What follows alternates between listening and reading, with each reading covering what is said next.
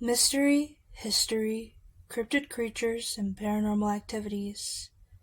This is the Creeps and Crawls Mystery Hour podcast, and I'm your host, Creeps.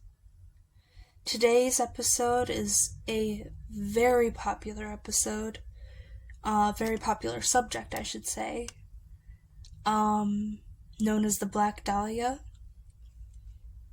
It does, in fact, include a lot of,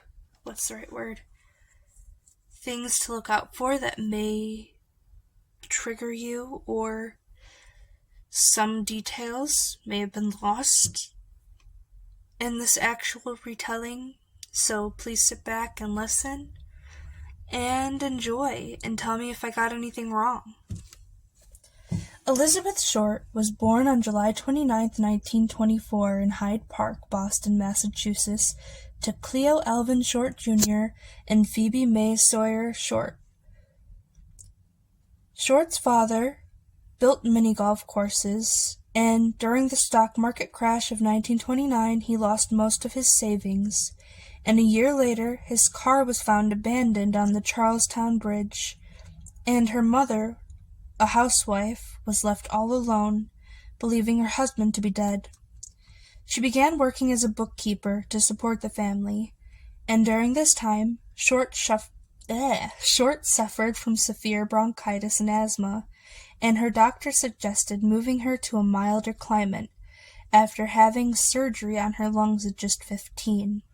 So her mother sent her to live with friends and family in Miami, Florida in the winters for the next 3 years.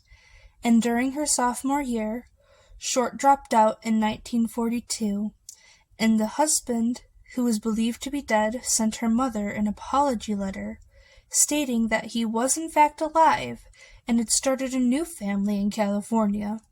And in December, at age 18, Short moved to California to live with her detached father, who she had not seen since she was 6 years old. During this time, he worked at a shipyard on San Francisco Bay, and her father wound up having many arguments, so she left only a month later, in January of 1943. She took a job at the base exchange at Camp Cook, and briefly lived with an abusive Air Force sergeant for a short period of time. She left sometime mid-1943, and moved to Santa Barbara, where she was arrested in September for drinking while underage, and authorities sent her back to Massachusetts, but instead she went to Florida, and while there she met Major Matthew Michael Gordon, Jr., who was a dedicated Air Force officer, and in training for deployment. She later told friends that he had written to propose marriage to her while recovering from injuries from a plane crash in India, and she had accepted. But later on, in a second crash, Gordon died, and she would never marry, causing her in July 1946 to move to LA to visit Air Force Lieutenant Joseph Gordon Fickling, an acquaintance she met in Florida. Here she spent 6 months working as a waitress, and became a renter, and was described as a would-be actress. And according to friends, she really did want to be a film star, though she never did end up acting. But this would-be actress had aspirations cut short, much like her name.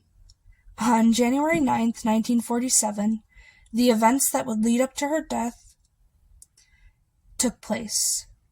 Short returned home from a trip to San Diego to her boyfriend at the time, where he states he dropped her off at the Biltmore Hotel in downtown LA, where Short was supposed to meet her sister, who was visiting from Boston that afternoon. Staff did recall seeing Short that day, using a lobby phone, and then seen at the Crown Grill cocktail by visiting customers.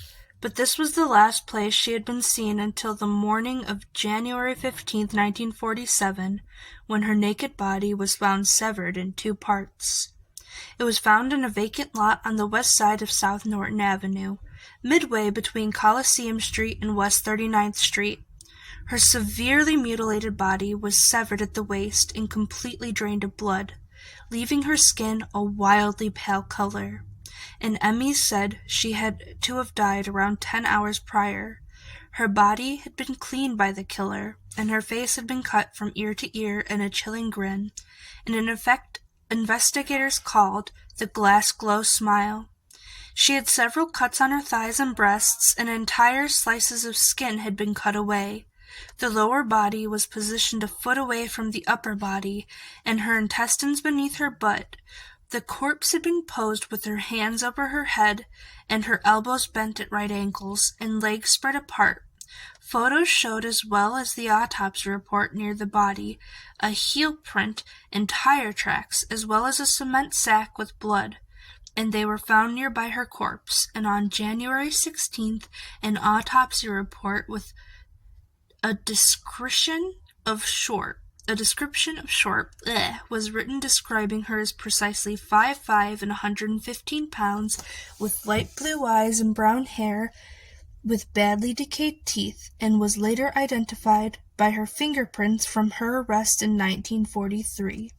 The Herald Express sensationalized her murder and coined the name the Black Dahlia.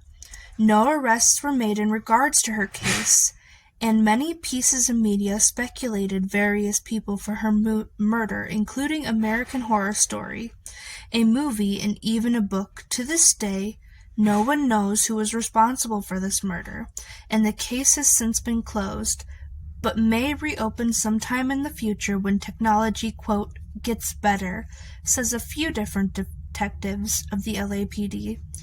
As there was evidence at the scene of the crime, they may still be able to solve it, and no one knows what happened between the days of the 9th and the 14th, and who murdered her. But what are your thoughts? Leave comments down below, and stay creepy, my friends.